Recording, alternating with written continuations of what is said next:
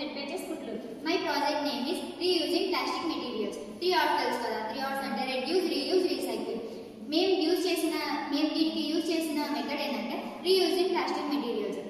Reusing method అంటే reuse అంటే తిరిగి మళ్ళీ ఉపయోగించడం. ప్లాస్టిక్ బాటిల్స్, ప్లాస్టిక్ కవర్స్ ని రీయూజ్ చేస్తున్నాం. ప్లాస్టిక్ బాటిల్స్ నేమో ఇలా డెకరేట్ చేయడానికి, ప్లాస్టిక్ కవర్స్ నేమో ఫ్లవర్స్ గా ఇలా ఫ్లవర్స్ గా యూజ్ చేస్తున్నాం.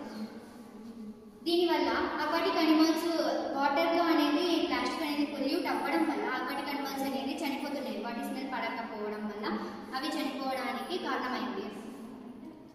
వాటర్ లో ప్లాస్టిక్ పొల్యూట్ ఎక్కువ కావడం వల్ల డైజెస్ట్ లోపల వాటర్ ఫిషెస్ వల్ల అవి చనిపోవడానికి కారణం కూడా ఉంటుంది. అది డైజెస్ట్ అవ్వకపోవడం వల్ల కూడా అవి చనిపోతాయి. అందువల్ల అవి డైజెస్ట్ అవ్వకపోతే అవి బతకడం కూడా కష్టమే కదా. అక్వాటిక్ అనిమల్స్ కి కూడా ఫ్రీడమ్ ఉంటుంది కదా, దాన్ని మనం పొల్యూట్ చేసే అవకాశం మనకు లేదు. So that's because we prepare this project.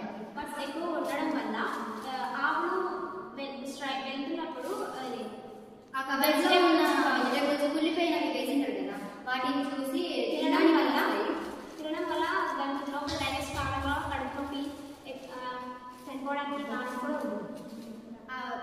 మనం చేసిన తప్పు వల్ల అవి శిక్ష అనుభవిస్తున్నాయి కదా.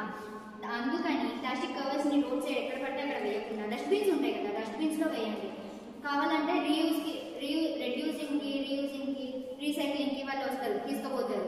కావాలంటే రోడ్ పైన వేయాల్సిన అవసరం లేదు, డస్ట్బిన్ లో వేయండి. Save earth, save animals, save life.